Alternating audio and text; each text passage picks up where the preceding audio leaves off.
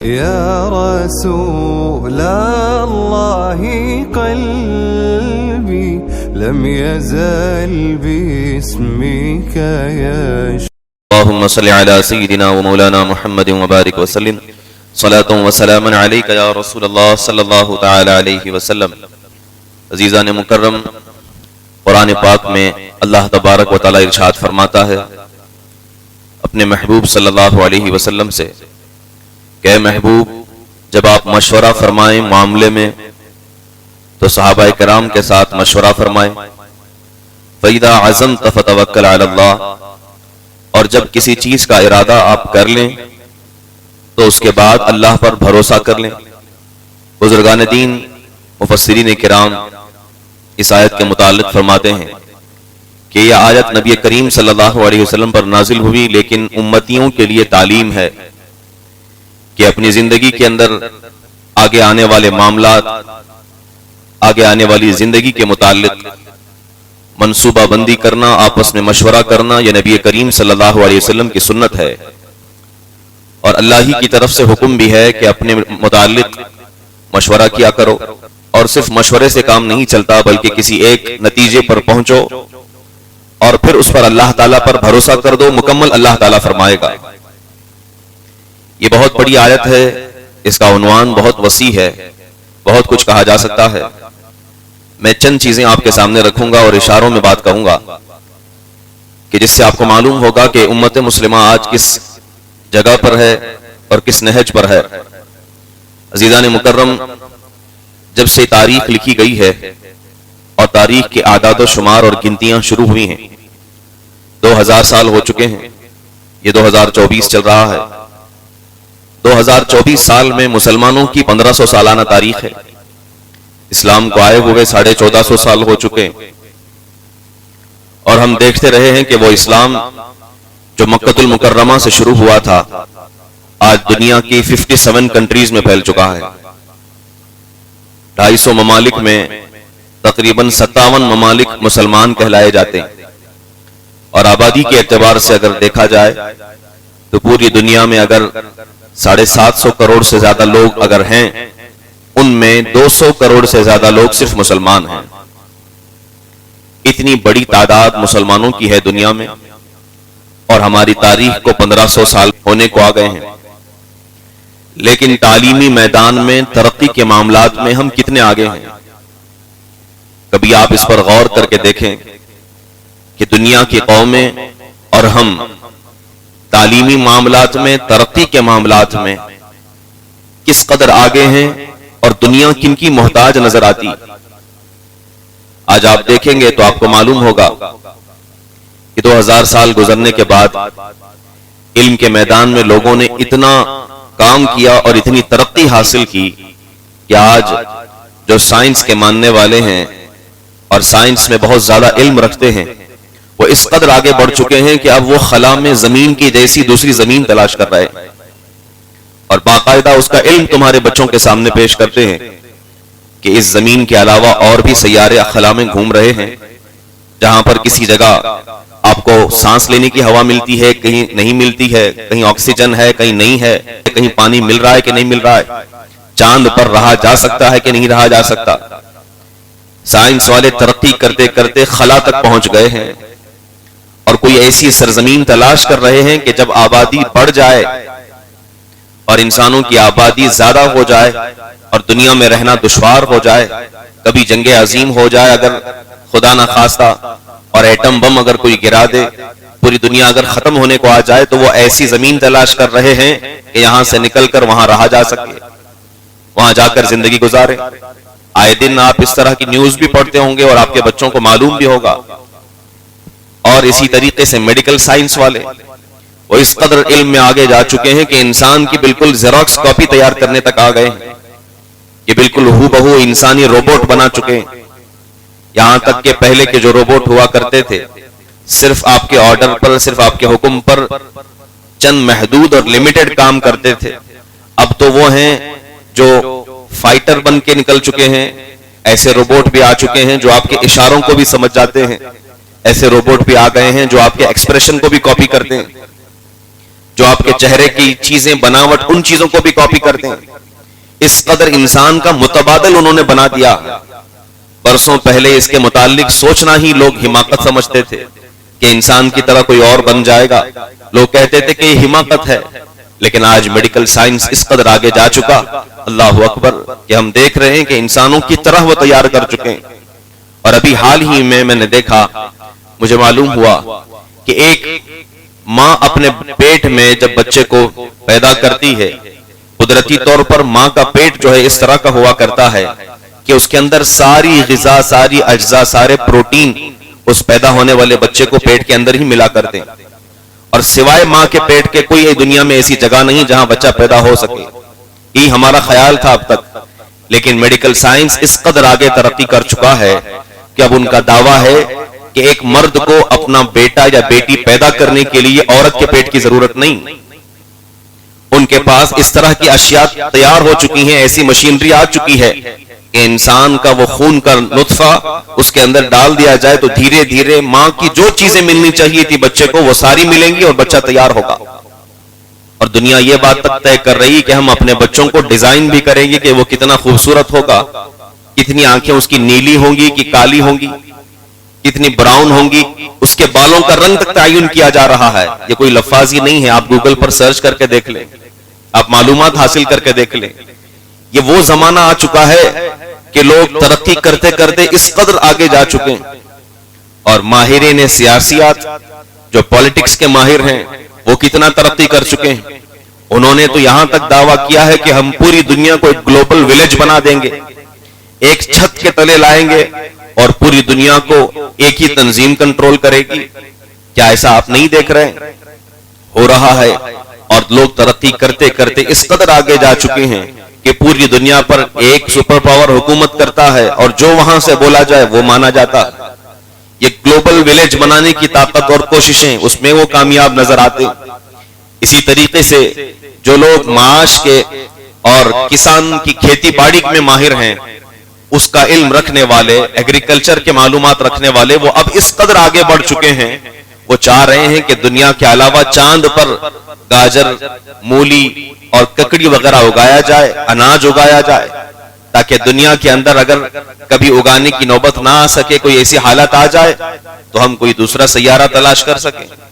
یہ دنیا کا حال ہے مسلمانوں کہ جو چند سالوں کے بعد اس قدر ترقی کو آ چکی ہے. اور ان کے درمیان مجھے کوئی ایک مسلمان کا نام بتاؤ جو ان ترقیوں میں آگے آ چکا ہو. کوئی ایسی قوم, کوئی ایسی تنظیم, کوئی ایسا ملک بتاؤ جو ان معاملات میں آگے آ چکا ہو اور وہ کہہ رہا ہو کہ ہم ترقی میں سب سے آگے ہیں اور لوگوں کو محتاج ہونا پڑے گا. آج اگر ہمیں مشینری سے لے کر اپنی ضروریاتی زندگی کے معاملات تک ہوں, کچھ بھی چاہیے اپنی آسانی کے لیے, ہمیں رجوع کرنا پڑتا ہے چائنیز کمپنیوں کی طرف یا جاپانی کمپنیوں کی طرف یا امریکن اور یورپین کمپنیوں کی طرف ہمیں رجوع کرنا پڑتا. مجھے کوئی ایک ایسا موبائل بتاؤ, مجھے کوئی ایسی کار بتاؤ, مجھے کوئی ایسی اے سی بتاؤ کہ جب دنیا کو ضرورت پڑے اس کی تو عرب کنٹریز کی طرف رجوع کرتے ہوں اور لوگ یہ سمجھتے ہوں کہ وہاں کی جو بنی ہوئی کاریں ہیں بہت اچھی ہوتی ہیں, وہاں کے بنے ہوئے جو موبائل ہیں بہت اچھے ہوا کرتے ہیں, وہاں کے بنے ہوئے جو اے سی ہوتے ہیں بہت اچھے ہوا کرتے ہیں. نہیں, ان ساری چیزوں میں لوگوں کا تسلط ہے اور مسلمان صرف ان کو استعمال کرنا جانتا ہے, ان کو بنانا نہیں جانتا. بلکہ ابھی حال ہی میں جب کورونا پوری دنیا کے اندر پھیل چکا تھا 2020 کے اندر, اور جانیں اس قدر ضائع ہو رہی تھی, لوگ ختم ہو رہے تھے, اللہ اکبر. کہیں سے خبر آ رہی کہ یہاں سے 500 چلے گئے, یہاں سے 2000 چلے گئے, یہاں سے 20,000 چلے گئے, ہزاروں لاکھوں کی تعداد میں لوگ مرتے گئے. اور ایسی بیماری جو نظر بھی نہیں آ رہی تھی, اس کے جراثیم ہمیں نظر بھی نہیں آ رہے تھے, لیکن لوگ مرتے جا رہے تھے. اس کا علاج ہم مسلمان نہیں ڈھونڈ سکے, چند دوسروں نے اس کا علاج ڈھونڈا, اور مسلمان تو صرف اس بات پہ لگے ہوئے تھے کہ اس کے اندر کوئی شراب تو نہیں ملایا جا رہا ہے, اس کے اندر کوئی الکوہل تو نہیں ملایا جا رہا ہے. کیا ساری زندگی صرف شک کرنے میں گزار دو گے؟ کب وہ وقت آئے گا کہ تم خود ایسی ویکسین بنا دو تاکہ پوری دنیا مسلمانوں کے محتاج ہو جائے اور اپنی بیماری کا علاج کے لیے تمہارے پاس آئے؟ اللہ رب العزت نے تو قرآن کی شکل میں تمہیں عظیم تحفہ عطا فرمایا ہے, جس میں موت کے علاوہ, بڑھاپے کے علاوہ ساری چیزوں کا علاج ہے. اور بزرگان دین تو ہمارے ایسے ایسے گزرے ہیں کہ جب دنیا کو ضرورت پڑا کرتی تو ان کے پاس آیا کرتے تھے, اور علاج و معالجہ کیا کرتے تھے، اور اب بھی ان کی چیزیں اور ان کی کتابیں ہمارے درمیان موجود ہیں، لیکن ہم اس قدر غافل ہیں اس علم سے اور دینداری سے اور معلومات سے کہ ہمیں ان چیزوں سے کوئی شغف نہیں ہے۔ مسلمانوں میں اگر آپ دیکھیں گے کہ ترقی کے معاملات میں وہ کیا کرتے ہیں، بس اتنا کریں گے کہ فیس بک پر بیٹھ کر ٹماٹر پر اللہ لکھا ہوا ڈھونڈتے ہوئے بیٹھیں گے، کب آسمان پر محمد لکھا ہوا یہ ڈھونڈتے ہوئے بیٹھیں گے کہ ہماری کون سی روٹی کے اوپر اللہ اکبر لکھا ہوا ہے، اس کو بڑے فخر کے ساتھ بیان کرتے ہیں۔ یہ فخر والی چیزیں ہیں، ارے کائنات کے ہر ذرے پر اللہ اس کے رسول کا نام لکھا ہوا ہے، چاہے تمہیں نظر آئے نہ آئے، لیکن تم یہ چیز تو تلاش کرو کہ اللہ رب العزت کی سرزمین پر رہنے والے انسانوں کے لیے تم کیا کر سکتے ہو، ایسا کام کون سا کر سکتے ہو کہ پوری دنیا کی تم قیادت کرتے ہوئے نظر آؤ۔ اور لوگ تعلیمی میدان میں، عملی میدان میں، معاشی میدان میں لوگ تمہارے پاس آ جائیں، خواہ بزنس کے معاملات ہوں، دنیا میں دیکھ لیں آپ، جو دنیا کے سب سے بڑے نامور بزنس مین آج رہے ہیں دنیا کے اندر، ان میں نام مسلمانوں کا نہیں ہے۔ ترقی کے معاملات میں لوگ ان کے محتاج ہیں۔ آج بتایا جاتا ہے ایلون مسک کے جو سپیس میں اس کے سیٹلائٹس گھوم رہے ہیں، وہ اس قدر ہیں کہ پوری دنیا کے سارے ممالک کے سیٹلائٹس بھی اس کا مقابلہ نہیں کر سکتے، اور وہ ایک انگریز ہے اور وہ مسلمان نہیں ہے، ملحد ہے، اور مسلمانوں کے تئیں کوئی فکر مندی اس کے اندر نہیں۔ کاش اگر کوئی عثمان غنی کی طرح ہمدرد پوری دنیا کا اگر انسان ہوتا اور رحم دل انسان اگر سب سے بڑا بزنس مین ہوتا تو آج لوگ اسے دیکھ کر کروڑوں کی تعداد میں لوگ اسلام قبول کرتے ہوئے نظر آتے اور اسلام کی صحیح تعلیم تمہارے درمیان نظر آتی۔ آج بڑا تعجب ہوتا ہے، عرب کنٹریز پوری دنیا کے اندر اور بلکہ مسلمانوں کے اندر کار کے شوقین سب سے زیادہ پائے جاتے ہیں۔ برنئی کا سلطان آپ نے سنا ہوگا، اس کا نام محمد ہے، اس نے اپنی زندگی کے اندر جتنی رولز رائس خریدی ہیں، آج میں نام لے کر کے ذکر کر رہا ہوں کمپنیوں کے، جتنی رولز رائس اس نے اپنی زندگی کے اندر خریدی ہیں، بتایا جاتا ہے کہ اس کمپنی کی تاریخ میں سارے لوگوں نے مل کر اتنی کاریں نہیں خریدی۔ اتنی کاریں اس اکیلے کے پاس ہے جس میں سونے ہیرے سے جڑے ہوئے کاریں ہیں، جن کے ٹائروں کے اندر جو ہے پلیٹینم لگا ہوا ہے، اس طرح کی چیزیں ہیں ان کے اندر، اللہ اکبر، اور وہ مسلمان ہے، ایک جگہ کا سلطان بھی ہے، ساری چیزیں اس کے پاس ہیں۔ کاش اتنی دولت کسی ایک یونیورسٹی پر وہ خرچ کر دیتا کہ ہمارے درمیان کچھ ایسے نوجوان پیدا ہوتے جو آج نہیں 20 سال کے بعد اس سے بہتر کار بنا کر لوگوں کے سامنے پیش کر دیا کرتے۔ آپ جاپان کو دیکھ رہے ہیں، آج دنیا میں جاپان کی بنی ہوئی چیزیں لوگ شوق سے خریدتے ہیں، ایک برانڈ بن چکا ہے۔ جب آپ کار کا معاملہ ہو، مشین کا معاملہ ہو، کوئی بھی معاملہ ہو، اگر اس پر لکھا ہوا کہ یہ میڈ ان جاپان ہے، آپ اس پر آنکھ بند کر بھروسہ کرتے، کیونکہ وہ چیز لوگوں کی نظر میں اس قدر بڑھ چکی ہے۔ اور جاپان کیا سمجھتے ہیں آپ، 2000 سال سے ترقی کر رہا ہے؟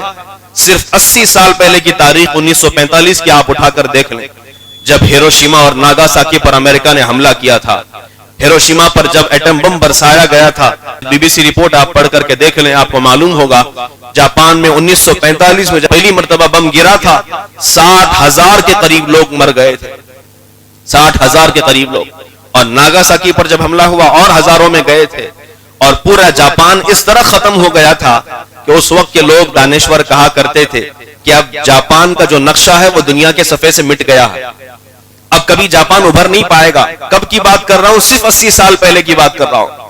80 سال پہلے جاپان مٹنے کو آ گیا تھا، ختم ہونے کو آ گیا تھا، وہاں کے بچے لولے لنگڑے پیدا ہو رہے تھے، ان بم کے اثرات کی وجہ سے جب وہ پیدا ہوتے ہیں، آج بھی اس کا اثر ان کے اندر ہوتا ہے، کوئی نہ کوئی بیماری لے کر پیدا ہوتے ہیں، اور سب سے زیادہ زلزلے دنیا کے اندر جاپان میں آتے ہیں۔ اس قدر تکلیفوں کے باوجود آج دنیا کے اندر ترقی کے معاملات میں وہ پہلے اور دوسرے نمبر پر نظر آتے ہیں۔ وہاں کی کاریں دنیا کے لوگ محتاج ہیں، امریکہ کے بڑے بڑے دانشور ہوں، بڑے بڑے منسٹر ہوں، اگر وہ خریدنا چاہتے ہیں تو جاپان کی کاریں خریدتے، حالانکہ ان کا معاملہ بڑا تنازع رہا ہے دونوں کے درمیان۔ اس طرح انہوں نے اپنا مقام پیدا کیا۔ جانتے ہیں آپ، ہمارے استاد فرمایا کرتے تھے، ان کی مثال دے کر اور بتایا کرتے تھے، جس وقت ان پر حملہ کیا گیا تھا اور ان کو تہس نہس کر دیا گیا تھا، ختم کیا گیا تھا، تو وہ روتے ہوئے نہیں بیٹھے تھے کہ ہمیں مار دیا گیا، ہمیں ختم کر دیا گیا، کوئی ہماری مدد کو آؤ، بلکہ جتنی بھی تعداد ان کی بچی تھی وہ خود اپنے پیروں پر کھڑے ہوئے، جو کچھ بچی ہوئی ان کی دولت تھی، جو کچھ ان کے پاس تھا، سب جمع کیا اور اتحاد کے ساتھ یہ فیصلہ کیا اور پوری دنیا کے سامنے یہ اعلان کیا کہ آپ ہمارے درمیان پڑھانے کے لیے الگ الگ کنٹریز سے آئیے، ہمارے درمیان ٹیچرز بھیجیے، چاہے وہ کسی بھی کنٹری کا ہو، ہمارے بچوں کو پڑھائے گا، اور اگر وہ ہمارے بچوں کا استاد بنے گا ہم اسے اتنی سیلری دیں گے جتنا دوسرے ممالک میں منسٹر کو دیا جاتا ہے۔ ساری دولت پڑھائی پر خرچ کر دیا۔ اگر اس وقت کے لوگ دیکھنے والے ہوتے تو چونک جاتے کہ اس سے بہتر ہوتا کہ آپ بلڈنگیں بناؤ، کوئی آگے آنے والے اخراجات تمہارے سنبھل جائیں گے اور آمدنی آئے گی، خرچہ آئے گا۔ اللہ اکبر، ان لوگوں نے علم پر پیسہ خرچ کیا، یونیورسٹیوں پر خرچ کیا، اور آج نتیجتاً یہ ہے جتنی یونیورسٹیز جاپان کے ایک ملک کے اندر ہیں اتنی ہماری پوری 57 کنٹریز کی یونیورسٹیاں ملا کر کے بھی مقابلہ نہیں کر سکتی۔ اتنی یونیورسٹیاں وہاں پر ہیں، اور علم میں انہوں نے وہ مقام پیدا کیا کہ آج وہ ہم سے 100 سال آگے جا چکے ہیں۔ ان کی یہاں کی بنی ہوئی ٹرینیں، ان کی یہاں کی بنی ہوئی چیزیں ہم سے کئی زیادہ اسپیڈ ہیں، بلکہ ہمارے پلین اتنے زیادہ اسپیڈ نہیں جاتے جتنی ان کی ٹرینیں اسپیڈ میں چلی جایا کرتی۔ یہ مقام کیسے پیدا ہوا؟ صرف 80 سال کے اندر۔ ہماری بھی آزادی کو 70 سال ہو چکے ہیں، ہم کہاں کھڑے ہیں اور وہ کہاں کھڑے ہیں۔ اس طرح دنیا کی اور بھی قومیں ہیں، جب علم لوگوں کے اندر آتا ہے تو پھر انسان ترقی کی راہیں ہموار کرتا ہوا نظر آتا ہے۔ جب ایجوکیشن اس کے اندر آتا ہے تو پھر وہ جہالت کی تاریکی سے باہر آتا ہے اور سمجھ کر کے آگے بڑھتا ہے۔ یہاں ایجوکیشن ہمارے اندر ختم ہوتا جا رہا ہے، اور جن کے اندر ہے بھی وہ صرف اس لحاظ سے ہے، اتنا ہے کہ ہم کوئی جاب کر لیں، تھوڑے پیسے مل جائیں، زندگی گزر بسر ہو جائے، ختم ہو جائے۔ نئی تکنیکات، نئی ایجادات، نئی چیزیں، نئی چیزوں کی طرف دھیان لگانا، ذہن لگانا، ان چیزوں میں ہم کوسوں دور نظر آتے ہیں۔ خاص طور پر مسلمانوں کے متعلق ایک رپورٹ میں نے پڑھا، مجھے بڑا تعجب ہوتا ہے۔ اللہ اکبر، ایک رپورٹ آئی تھی، ایک سروے کے مطابق بتایا گیا ہے کہ دنیا میں تعلیم حاصل کرنے والے اور پڑھنے والے، ایجوکیشن حاصل کرنے والے، ان کا تعلق کتاب سے زیادہ ہوا کرتا ہے، کتاب سے زیادہ ان کا تعلق ہوا کرتا ہے۔ تو ایک مسلمان اپنے پورے سال کے اندر کتنی کتابیں پڑھتا ہے، اور ایک غیر، خواہ وہ اسرائیلی ہو کہ یہودی ہو کہ نصرانی ہو کہ کوئی اور ہو، کہ وہ ایک سال کے اندر کتنی کتابیں پڑھتا ہے۔ ایک سروے کے مطابق فیصلہ کیا گیا کہ مسلمان پورے سال کے اندر صرف اپنی زندگی کے 30 سے 35 منٹ ایک کتاب پر صرف کرتا ہے، اور بمشکل ایک کتاب ختم کرتا ہے پورے سال میں۔ جو پڑھنے والے ان کی بات بتا رہا ہوں، ورنہ ہم میں تو ایسے ہیں جو 10-20 سال سے کوئی کتاب بھی کھول کر کے نہیں دیکھیں۔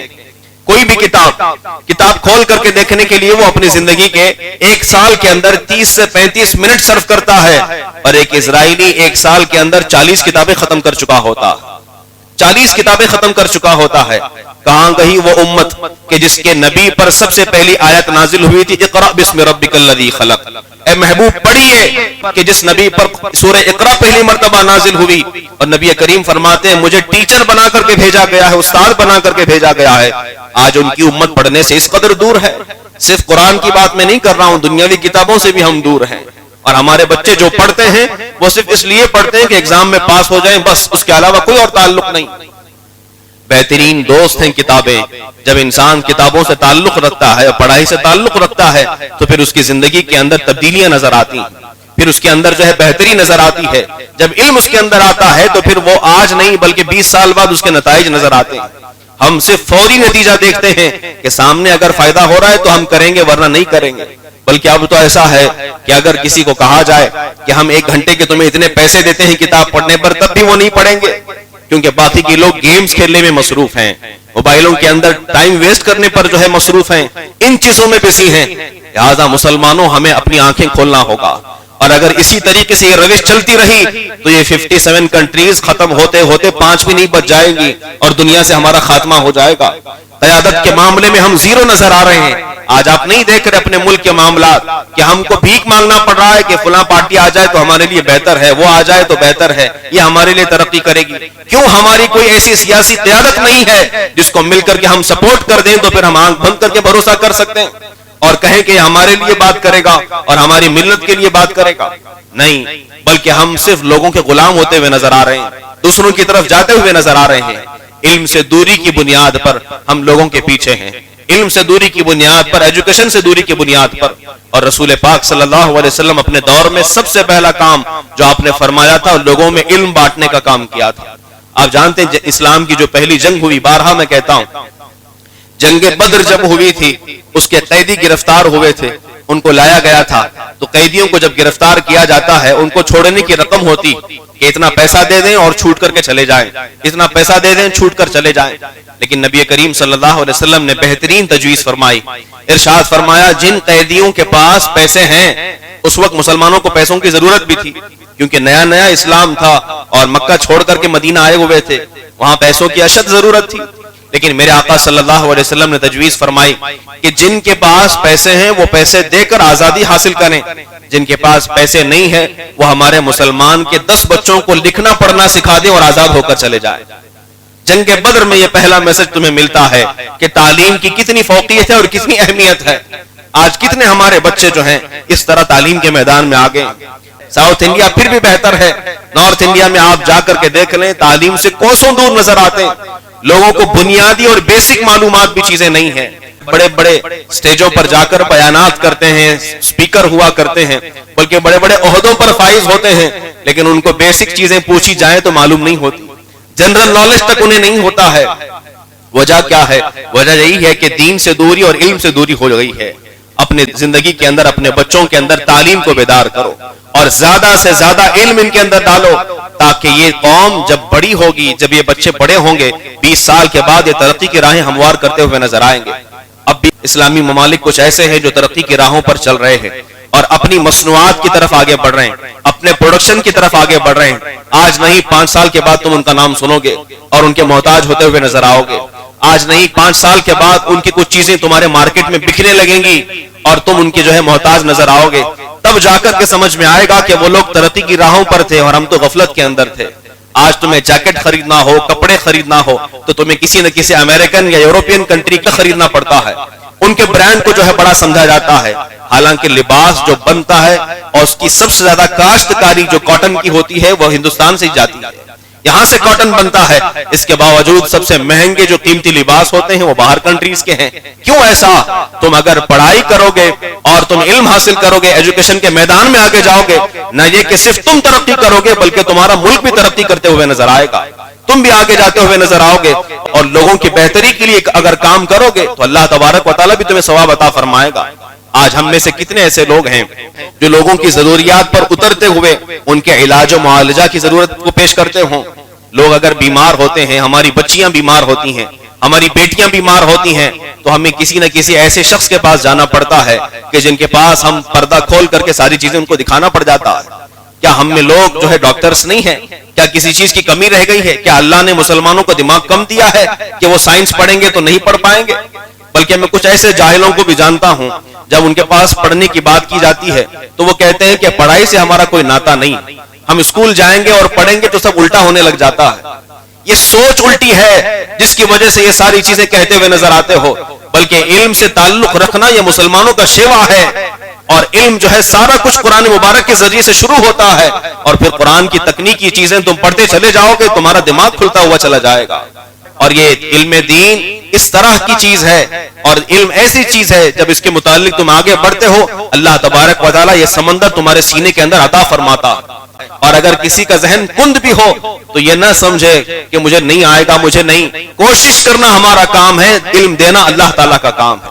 دنیا کا کوئی انسان علم ہمارے سینے میں نہیں ڈال سکتا، کوئی نہیں ڈال سکتا. سینے میں اگر علم آتا ہے تو اللہ کے کرم کی بدولت آتا ہے. مجھے یاد آتی ہے بات، بہت بڑے بزرگ ہیں، اپنے وقت کے امام ہیں، نام اخفش تھا. ان کی کتابیں بچے پڑھا کرتے ہیں، ہمارے عالم کورس میں ان کی مثال بار بار دی جاتی. جو بچے کن ذہن ہوتے ہیں اور کتابوں کو یاد نہیں کر پاتے ان کی مثال ہم بار بار دیا کرتے ہیں. وہ ایسے تھے کہ بچپن کے اندر ان کا ذہن بڑا کند تھا، زیادہ چیزوں کو سمجھ نہیں پاتے تھے. ان کو بولا جاتا تھا کہ یہ یاد کر لیں، یاد نہیں ہوتا تھا، یاد کر لیں، یاد نہیں ہوتا تھا. اور ان کا گھر جو ہے مدرسے سے کافی دور تھا. مدرسہ یعنی اسکول. آج مدرسے کو الگ سمجھا جاتا ہے، اسکول کو الگ سمجھا جاتا ہے. مدرسہ اور اسکول ایک ہی ہے. تعلیم سب اللہ تعالیٰ کی طرف سے ہے، خواہ وہ دنیاوی ہو کہ دینی ہو. علم دینے والا اللہ ہے. تو یہ تم نے بانٹنا شروع کیا کہ دین کا علم صرف مولانا دیں گے اور دنیا کا علم یہاں سے ملے گا. بلکہ اب بھی دنیا کے کنٹریز میں اگر آپ جا کر دیکھیں اسکول کے اندر ہی قرآن کی تعلیم بھی ہوتی ہے اور سائنس کی تعلیم بھی ہوتی ہے.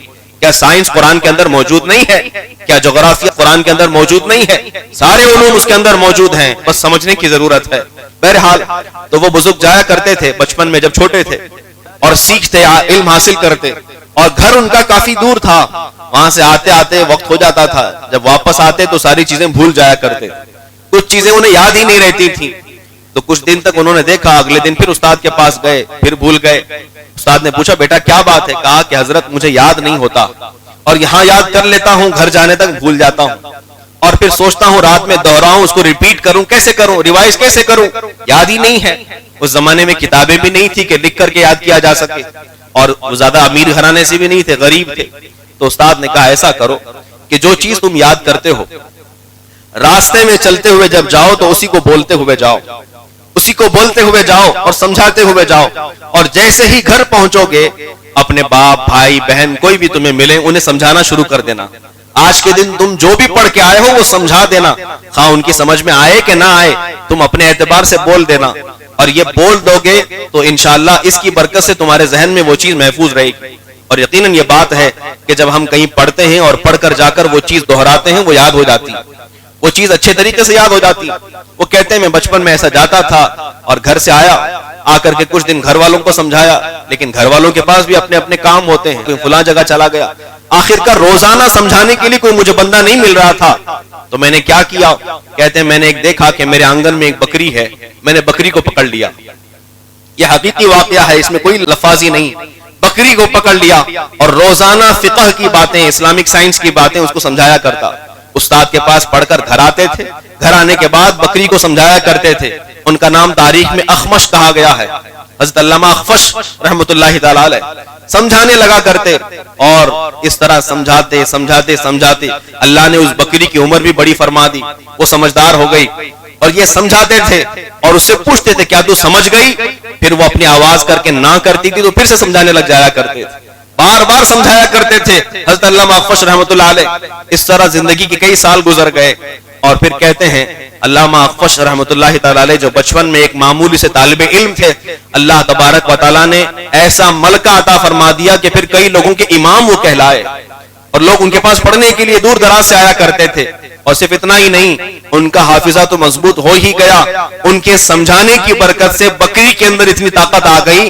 میرے استاد فرمایا کرتے تھے کہ آپ کے وصال کے بعد وہ بکری بوڑھی تھی اور زندہ تھی، انتقال اس کا بھی نہیں ہوا تھا، ان کے انتقال کے بعد لوگ جایا کرتے تھے اور اس بکری کے سامنے فقہ کا مسئلہ پوچھتے تھے، اگر وہ صحیح ہوتا تو وہ اس طرح منہ ہلاتی تھی، اور غلط ہوتا تو اس طرح منہ ہلایا کرتی تھی۔